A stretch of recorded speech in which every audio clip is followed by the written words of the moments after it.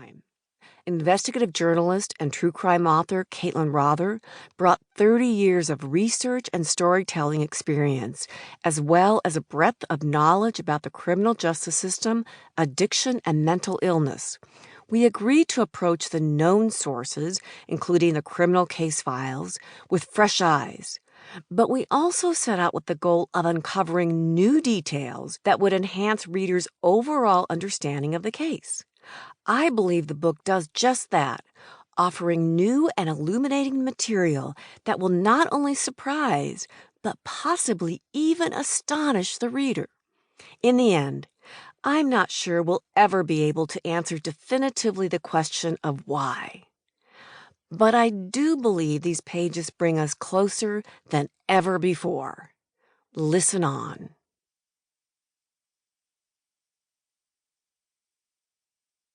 Prologue. Today is a good day. A grizzled old man with a long bushy beard and a swastika tattoo on his forehead sat waiting in his prison blues for a special visitor one Saturday in late December 2013.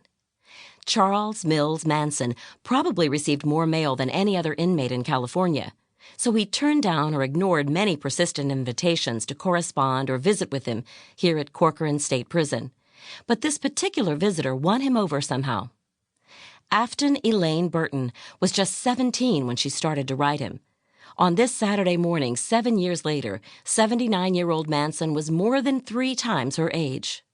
Still, they'd formed a bond. He'd always been good at drawing in young women, and it seemed his charms had endured. Fenced in with curls of spear-tipped barbed wire, Corcoran had been Manson's home for the last 30 years of his most recent 45-year term. Surrounded by vast, dusty miles of nothingness and the occasional field of cotton, hay, tomatoes, or wheat, Corcoran is California's largest correctional facility. A second one down the road treats inmates for substance abuse. Other than the local inmates and corrections employees, however, few people want to live in the middle of nowhere, where the most touted downtown eateries include McDonald's, Taco Bell, Subway, and 2 pizza parlors. But Burton didn't seem to mind. She had left her strict Baptist family back in Illinois to move here and had visited Manson regularly ever since. In turn, as he'd done many times for the underage girls and troubled women drawn to him over the years, he gave Burton a name in his own image, Star Manson.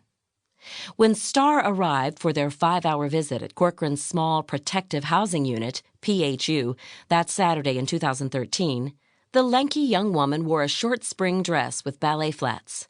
Her dark brown hair was still growing out after she'd shaved it to show her support for Manson, just as his female co-defendants had done during his first murder trial in 1970. Some people said she even resembled a couple of Manson's earliest followers, Lynette Squeaky Fromm and Susan Sadie Atkins. Decked out in his typical prisoner garb of jeans, a white T-shirt under a blue button-up collared shirt, and white tennis shoes, Manson greeted Star in the visiting room with a kiss on the lips. His thumbnails were long and yellow, and his swastika tattoo had long replaced the X he'd carved into his head during his first trial, when his followers spread his message that, "I have X'd myself from your world." The swastika, a symbol most often equated with Nazis and white supremacists, showed up after the sentencing. Partly for shock value, he said it was also for protection, inspired by his time with the Native Americans to represent the sun god, the elements, happiness, peace, and prosperity, positive affiliations that predate the Nazis by several thousand years. "Today is a good day, isn't it?" Manson said to a fellow inmate whose female visitor had come with Star. Manson's girl was well known to other PHU inmates because she'd sent them paper and writing utensils for Christmas. At Manson's prompting, she'd also put money into their commissary accounts and helped hook them up with women like the female visitor with her that day, who would write, talk to them on the phone, and even come visit. But Star seemed like a good-hearted person who would have done it anyway. "I love all those guys, as long as they make Charlie happy," she told the other visitors softly. When Star had first learned of Manson through one of her high school friends, it was not for his notoriety as one of the nation's most heinous murderers, but rather for his environmental activism and beliefs that the affluent white culture was destroying natural resources around the globe.